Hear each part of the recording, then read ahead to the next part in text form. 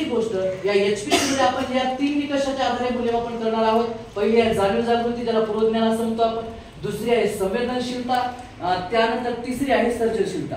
आता एचपीसीच्या अंतर्गत विद्यार्थ्याचं मूल्यमापन करताना 3 भाग दिलेले आहेत. 3 भाग, त्यात ते एक प्रगती पुस्तक आहे, ते एक प्रगती पुस्तक आपल्याला देण्यात येणार आहे. आणि 3 भाग आहेत. त्याचा पहिला भाग आहे विद्यार्थ्यांची आणि पालकांची पूर्ण वैयक्तिक माहिती डिटेल मध्ये शिक्षकांनी त्या विद्यार्थ्यांच्या माहिती या भागामध्ये लिहायची आहे.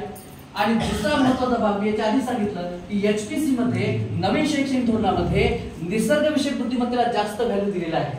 त्यानुसार दुसऱ्या भागातले 2 घटक महत्त्वाचे आपल्याला दिसून येतात. एक आहे मी आणि माझा परिसर. इथून पुढे विद्यार्थ्याला आपल्याला परिसरामध्ये रममाण करावंच लागेल.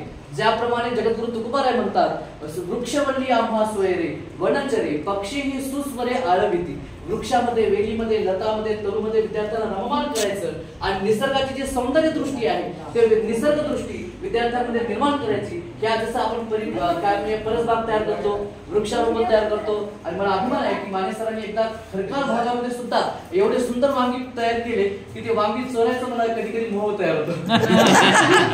सुंदर वांगी तयार केली, खूप छान तयार केली. म्हणजे आपण सर्वजण निसर्गाप्रती आपलं अतूट प्रेम आहे आणि हेच प्रेम आता आपल्याला विद्यार्थ्यांमध्ये बाळगायचं आहे. त्यामुळे मी आणि माझा परिसर हा जो भाग आहे तो भाग निसर्गावर आधारित बुद्धिमत्ता विकसित करण्यासाठी त्या एचपीसी मध्ये दुसऱ्या भागामध्ये दिलेला आहे. मी आणि माझा परिसर. विद्यार्थी परिसरामध्ये रममाण होणार, परिसरामध्ये अनुभव घेणार आणि अनुभव घेतल्याच्या नंतर त्याला परिसरातले अनुभव कसे वाटले त्यासाठी तो काय करणार, तो आपला जो मनोगत आहे ते मनोगत तो व्यक्त करणार. पण ती शाळा त्याप्रमाणे असावी लागते. जशी मला अभिमान आहे की मी ज्या शाळेमध्ये आहे त्या शाळेमधल्या सर्व शिक्षक वृंदांनी एवढी सुंदर शाळा तयार केली आणि आपल्यापैकी सुद्धा बऱ्याच जणांनी, जवळपास सगळ्याच जणांची शाळा सुद्धा खूप छान आहे. मग निसर्गाप्रती असणारं आकर्षण हे त्याला कारणीभूत आहे आणि तेच आपल्या विद्यार्थ्यांमध्ये बांधवायचं आहे. त्यामुळे मी आणि माझा परिसर हा जो भाग आहे तो एचपीसी मध्ये दुसरा भाग आहे. आणि तिसरा भाग आहे प्रगतीचा सारांश. विद्यार्थ्यांची समग्र प्रगती, बौद्धिक असेल, सामाजिक असेल, आर्थिक असेल, आध्यात्मिक असेल, भावात्मक असेल, या सर्व प्रकारच्या प्रगतीचा सारांश शिक्षकांना लिहायचा आहे. आणि या सारांश लिहिताना 3 मुद्दे आहेत. एक क्षेत्र आहे, दुसरा आहे अध्ययन अनुभव आणि तिसरा आहे मूल्यमापन. क्षेत्र हे किती आहेत तर सर्वांना माहित आहे, 4 क्षेत्र आहेत.